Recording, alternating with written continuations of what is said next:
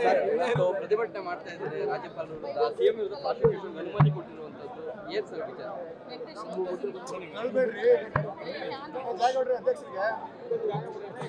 ಇವತ್ತು ಈ ವಿಚಾರ ಏನು ಗವರ್ನರ್ ಅವರು ಪ್ರಾಸಿಕ್ಯೂಷನ್ ಅನುಮತಿಯನ್ನು ಕೊಟ್ಟಿದ್ದಾರೆ, ಇದು ಇಡೀ ರಾಜ್ಯದ ಮನೆ ಮಾತಾಗಿದೆ. ಎಲ್ಲರ ಮನೆಯಲ್ಲೂ ಇದೇ ಸುದ್ದಿ ಆಗಿದೆ.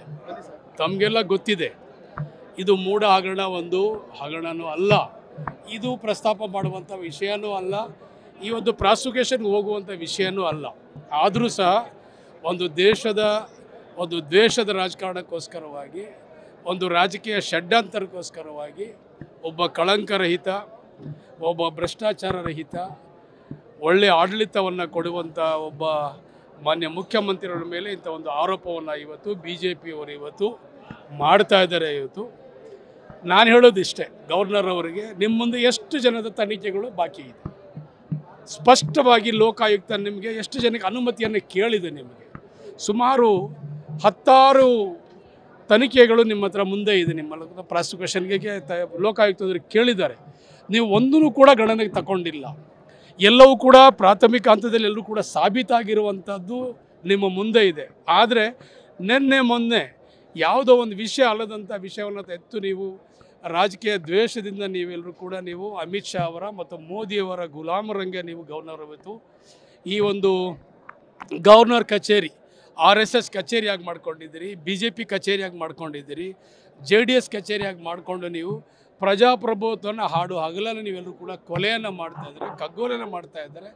ಇದಕ್ಕಿನ್ನೂ ಬೇಕಾದಷ್ಟು ಸಾಕ್ಷಿಗಳೇ ಇದೆ ಕೂಡ. ನೀವು ಡೆಲ್ಲಿಲಿ ನೋಡಿ, ನೀವು ಹರಿಯಾಣ ನೋಡಿ, ಕಾಶ್ಮೀರ್ ನೋಡಿ, ಎಲ್ಲ ಕಡೆ ನಾವೆಲ್ಲರೂ ಕೂಡ ನೀವೇನು ಮಾಡ್ತಾಯಿದ್ದೀರಿ, ನೀವು ರಾಜಕಾರಣಕ್ಕೋಸ್ಕರ ನೀವೇನು ಬೇಕಾದರೂ ನಾವು ಮಾಡ್ತೀವಿ ಅನ್ನುವಂಥ ಒಂದು ಸಾಬೀತು ಇದಾಗಿದೆ. ಸೊ ಆದ್ದರಿಂದ ನಾವೆಲ್ಲರೂ ಕೂಡ ಇಡೀ ರಾಜ್ಯಾದ್ಯಂತ ಎಲ್ಲ ವರ್ಗದ ಜನರು ಪ್ರೀತಿ ಹೊಸುವಂಥ ಒಬ್ಬ ನಾಯಕ ಸಿದ್ದರಾಮಯ್ಯ ರಾಜೀನಾಮೆ ಕೊಡೋದಲ್ಲ,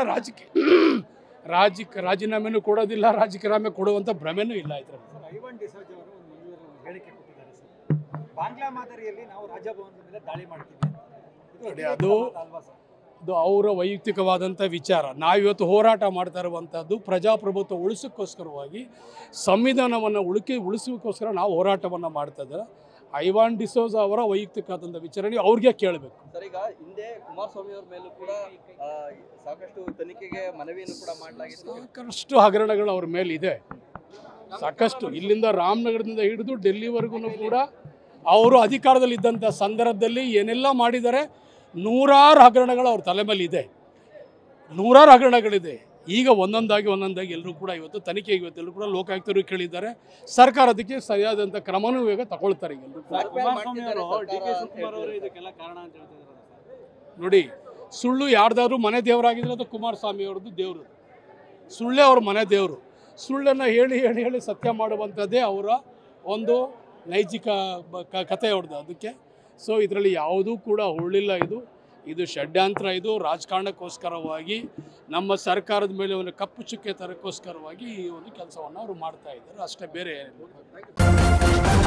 ನ್ಯೂಸ್ ಫಸ್ಟ್ ನಿರ್ಭೀತಿಯಿಂದ ನಿಮ್ಮ ಪರವಾಗಿ.